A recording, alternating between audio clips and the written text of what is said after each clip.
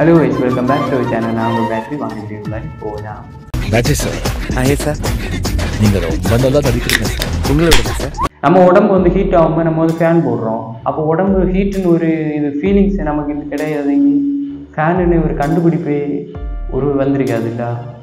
எல்லாருக்கும் சாவுலையும் என்ன நடக்குதுன்னு நமக்கு வந்து பார்க்க முடியும். ஆனால் நமக்கு சாவுல என்ன நடக்குதுன்னு தான் நம்மளால் பார்க்கவே முடியாது. இந்த உலகத்தில் கண்டுபிடிக்க எல்லா பொருளுமே ஏதோ ஒரு தேவைக்காக மட்டும்தான் கண்டுபிடிக்கணும். தேவையில்லாமல் கண்டுபிடிச்சது ஏதாச்சும் ஒரு பொருள் இந்த உலகத்தில் இருக்கா?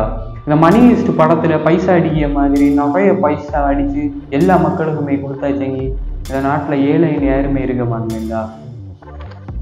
அதையும் அப்போ பண்ண மாட்டணும். தங்கம் வைரம் இது எல்லாத்தையும் பாம்பு வந்து பாதுகாக்கும்னு சொல்லுவாங்க. அப்போது மனிதங்கள்கிட்ட இருக்க தங்கம் வைரத்தை எல்லாம் பார்த்து பாம்பு என்ன நினைக்கும்? மனிதங்களும் அது வந்து பாதுகாத்துட்டு இருக்கணும்னு தானே அதுவும் நினைச்சிட்டு இருக்கோம்.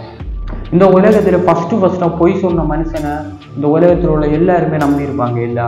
ஏன்னா ஃபஸ்ட்டாக தான் அவன் பொய் சொல்லி, அப்போ அதுக்கு முன்னாடி யாருமே பொய் சொன்னது கிடையாது. அப்போ அவங்களுக்கு பொய் நான் என்னன்னே தெரியாது. அப்போ ஃபஸ்ட்டாக பொய் சொன்னோன்னே அப்போ எல்லாருமே அப்போ நம்பியிருக்கணும் இல்லை.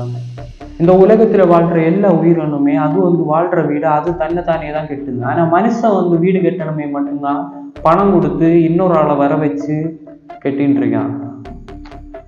ஆனால் நமக்கு வீடு கட்டு நம்ம வீடு கட்டுக்கு எப்படி கட்டணும்னே தெரியாது. ஆனால் விலங்குகளுக்கு எல்லாம் இயற்கையாகவே அது எல்லாம் தெரியும் எப்படி கட்டணும்னு எல்லாம். நமக்கு வந்து இன்னொரு ஆளுக்கு தேவை பயன்படுது கட்டணும்னா.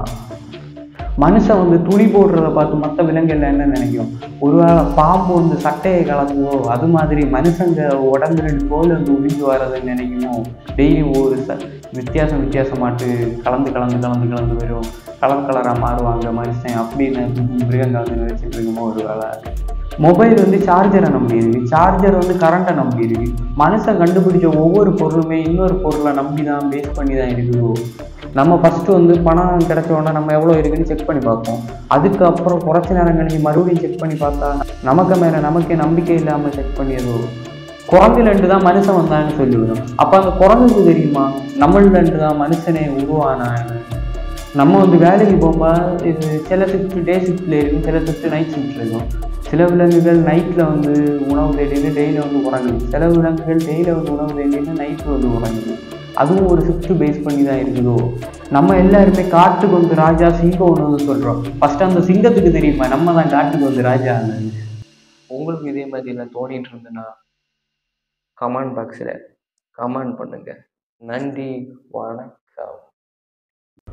மட்டமாமே